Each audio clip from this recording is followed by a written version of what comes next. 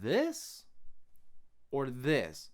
Which is the correct way to actually place your finger pad and fingertip? Let's talk about that. Here's why this is important, because if you don't do this correctly, your intonation is going to suffer. So if I, for example, am going to play it this way versus, you can clearly hear that there is a difference in intonation.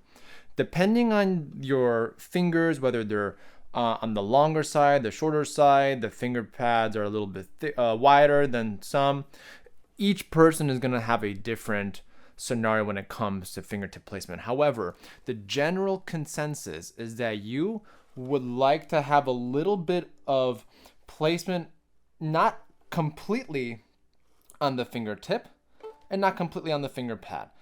That is like where you start. That's the general consensus. It's different when you play a Bach fugue, because then you're shifting your hand in all sorts of ways. We're not talking about that. That's more advanced. But for you as a basic violinist, beginner, like intermediate type of violinist, you want to be paying attention to this. So your violin, from here or there, there's a big difference. So this is not, I mean, guitarists, they play this way, right? You probably... maybe you're a guitar player trying to learn the violin and you're probably really used to seeing or having a hand frame this way. That is actually incorrect in playing the violin. You have to have this portion of the finger pad kind of at an angle. The reason for that is you're going to get better intonation and you're going to get more resonance out of your violin. So if I'm playing this way, all of that is really at an angle this way. Now I'm not overcorrecting it so that way the finger is completely parallel to the fingerboard or the string. I don't want that, because I want there to be a little bit of space in between the index finger and the neck. You don't want to completely like grip it, because then you're gonna have tension and you don't want to build tension. So as I'm playing here, everything is really nice in tune. However, let's maybe overextend our hands this way, right?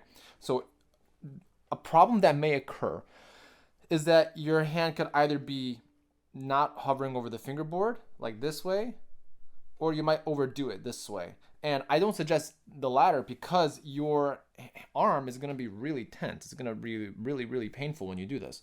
So you don't want to do... You're not going to get any accuracy with your instrument. So the way I like to teach my students, and talk to your teacher in your private lesson if you have one, to talk about this very issue if you're having trouble. You want there to be a little bit of space here.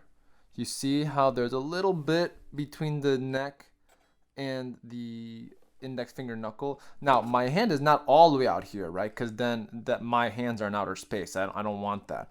I want the thumb to be really secured, and I want the hand, and of course with the help of my head, I'm also holding the violin with my head, and I'm just really trying to relax the hand. I'm not trying to squeeze it, because the more I squeeze, again, the more I tense up. We don't want that. And that's going to affect your fingertip placement. So you are playing, and your job is to get nice finger boxes this way. No, nothing flat or nothing too much. And this will depend on how long your fingers are, because sometimes with the younger students, I suggest you want your knuckles to be right on the neck. Sometimes if you're an adult beginner, for example, you have larger hands and you have different types of fingers. So your knuckles, if you go up here, then you're going to be really going at it with the fingertips. And at that point, you don't want your nail to touch the string, because it'll be uncomfortable. So for me, for example, my fingers, I'm really using this part of the index finger to help me out. I'm not going up here because my fingers are nice and long. And this is my most comfortable position. And just practice going up. Like, see going up and down this way. See what's most natural to you. This is what looks and feels natural to me. So what I'm doing is I'm just trying to best place the fingers as organically as possible. However, there is an exception. For first, second, and third finger, you want to have that angle. However, the pinky is sometimes the clumsiest finger, and you want to be careful about that. You're not going to always have a finger box on the pinky as so. Depends on how big your hands are. So for example, if I do everything fingertip, my fourth finger is slightly flat, because if I do a fingertip, then I am going to be pushing the note back with the intonation. But if I do it a little bit on the flatter side, you hear how that's really matching the open E string. This is where it gets a little complicated, because each hand is different, and I've noticed in some of my other students that they can't really achieve a flatter pinky. This is because they're double jointed, and I'm not a medical expert, I'm just a violinist. So, this is not any medical advice or anything, but my experience teaching violinists who are double jointed, they have to bring their elbow in and their knuckles up just slightly. And what that does is that creates a little bit of strength in your hand, particularly in this part of the hand. And I can reach from the top to the bottom, and I can see I still have a bit of curvature with my pinky. It's not completely flat. What you don't want is, you don't want your knuckles to be down below the neck and then reaching up. I see this every day. Every day in my violin classes I see this. So you don't want the knuckles to be coming from below. You want them to at least be somewhat curved, so you do build that strength in your pinky.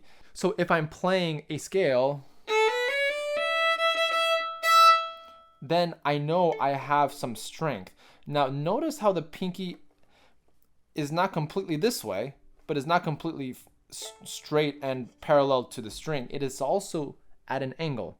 That's okay. You want there to be a bit of angle, as long as you have strength in your pinky. This is where it gets a little personal, where something that you might find on YouTube may not be exactly 100% correct, and this is where you have to make your own judgment about your hand and your violin playing. And if you're not sure about that, then go to your private teacher and try to talk with them about this very issue. And right now I'm just demonstrating on the A and the E string, but how about the D and the G string? So what I recommend you do is you simply bring the elbow in, and you can see how my hand goes over. So that way you don't have to change the angle of the fingertip just to achieve the note. All you're doing is you're just changing one variable, and that is that left elbow going in and out this way. So if you're going in, you're going towards all the G string and D string notes, right? And then once you're going this way, you can see how my fingers slightly go this way, and then do all of that. Fingertip placement is something I talk about on the channel all the time. And if you are one of those people, leave a comment down below. What are some of your biggest struggles when it comes to fingertip placement and intonation? Remember, fingertip placement is to help you achieve better intonation. And you don't want to have the fingertip fully on the string. You want the left side of the finger to touch the string. And in one of my previous videos, just recently, I talked about this very issue about having, let's say you're playing a third finger on A, which is your D, and you're touching the E string. That's okay. It depends on how big your hands are. So you are trying to get accuracy. Now, if you made it this far into the video, I really appreciate you watching. My name is Eric, and I'm dedicated to helping you become a better violinist. Hit the subscribe button and hit the bell notifications, so that way you get notified for when new videos come out. And if you're wanting to learn more about what's on the channel and joining the community, I invite you to watch some of these videos right over here and right over here.